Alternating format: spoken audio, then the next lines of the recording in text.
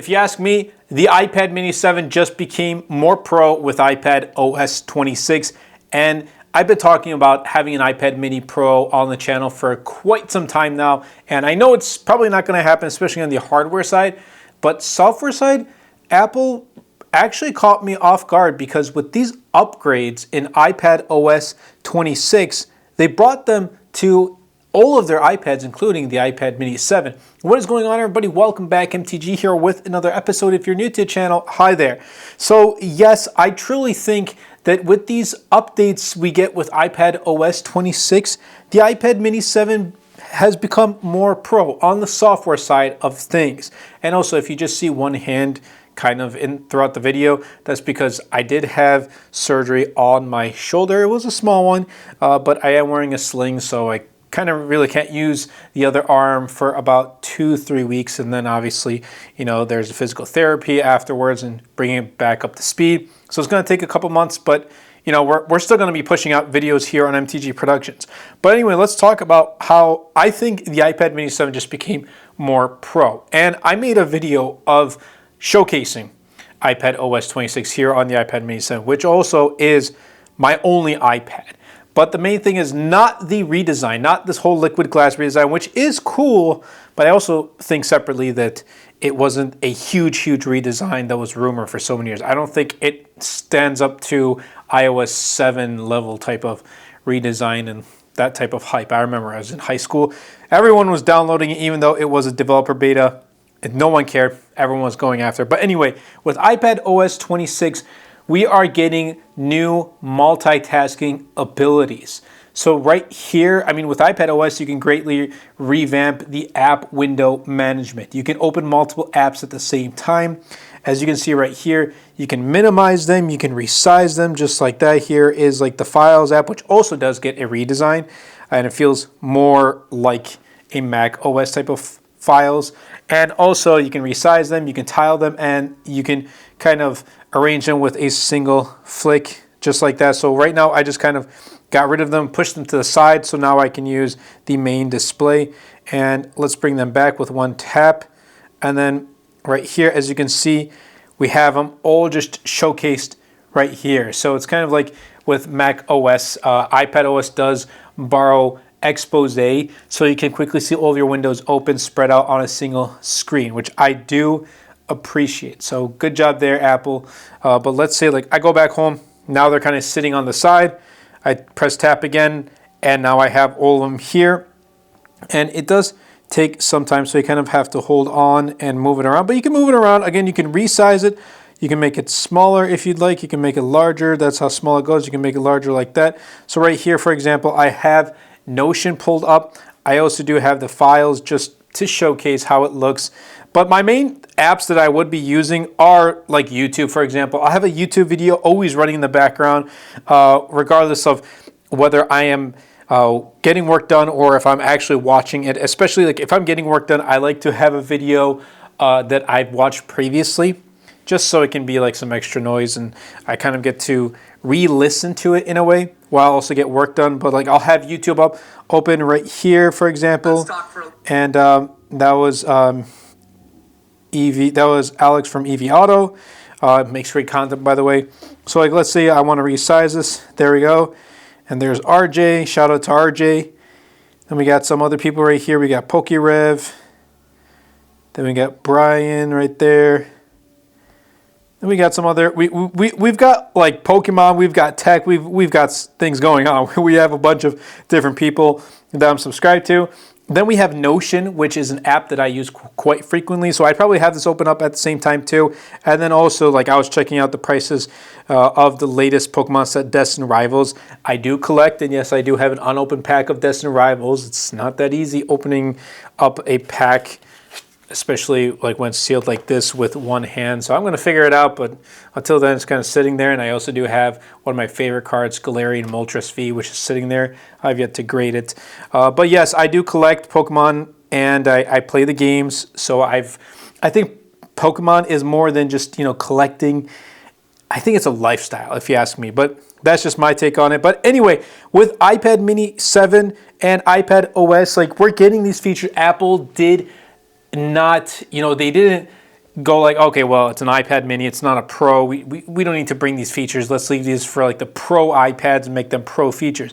Whatever they released with iPadOS 26, they brought down to all of the iPads, and I am super happy with this. And not only that, for example, let's go to the Safari right here, and let's just bring down right here. We get these tabs. So they're like Mac OS tabs.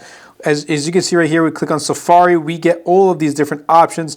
Then we get the Files tab right here. We get Edit, we get View, we get History, Bookmarks, Window, Help, and they're for pretty much every app. So here's YouTube. Again, we get Files for YouTube, we get Edit, we get Format, and then we can click on YouTube and go to YouTube Settings.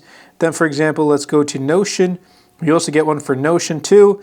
But we get this tab right on the top. Let's go back to TCG Player. As you can see right here, we get those 3 buttons. Those buttons are familiar because they are found on Mac OS. So I can close it, I can minimize, or I can make it full screen. And if you do use like a mouse with your iPad, you do get a regular cursor, a mouse cursor, rather than like the weird one in past iPad OSs.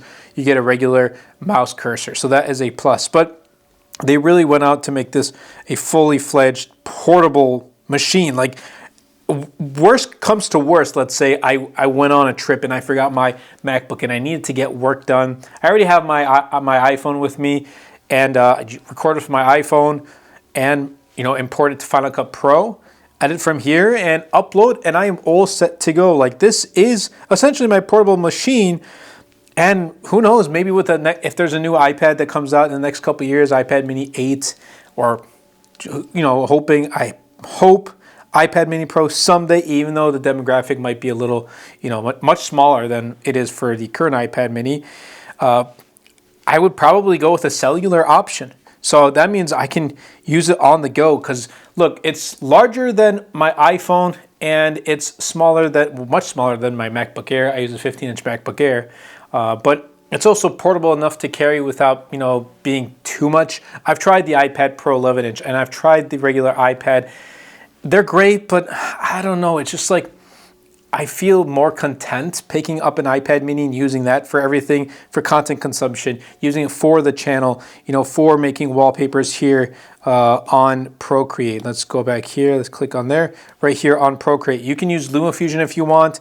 You do have access to Final Cut Pro.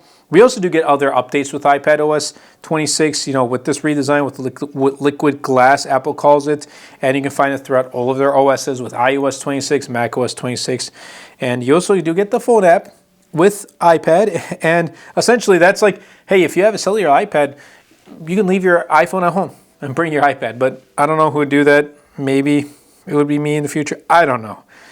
And then also I use it for, ChatGPT, which helps me brainstorm ideas and also helps me with my bullet points and my scripts for videos, thumbnail ideas, and all that great stuff. I would highly recommend using it if you haven't tried it, or I'm pretty sure you have, but kind of using it to its full potential. There are other, AI assistants that really do help too, but I don't know, ChatGPT has just been the biggest help for me.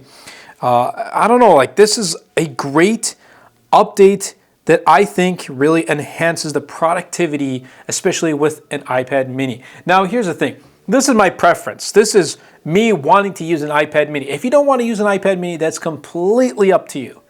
And if you don't like it, again, that's really up to you. I personally love it. I don't know how to explain it.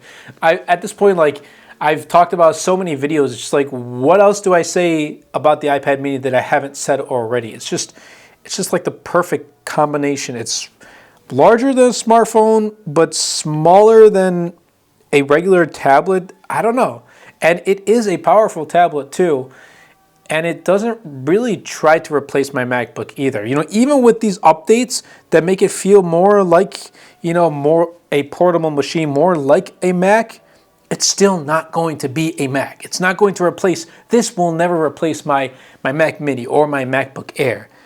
This is a device that is going to be there to assist me, kind of like a helper tool, a helper device, if you say, and it's going to continue to stay that way. But yeah, I mean, I really do like it, and we're one step closer. Again, on the software side of things, iPad mini 7 feels more pro than before, but I guess you can say that for every other iPad too. But it just kind of sparks my interest again for wanting an iPad mini Pro more than ever. And I know, like, you get the Pro features with an iPad Pro. You get an OLED display. You get 120 hertz. You get, faster USB-C transfer speeds and all that great stuff. But I don't know. Imagine all of that iPad Pro in just this smaller form factor. It would be great. It would be great. But I hope you guys did enjoy this video. If you did, definitely be sure to superman that like button, comment down below, and best of all, share this video because it really does help out the channel out a lot and will help push my content out to more people. That's been it for me, and I'll catch you guys in the next video.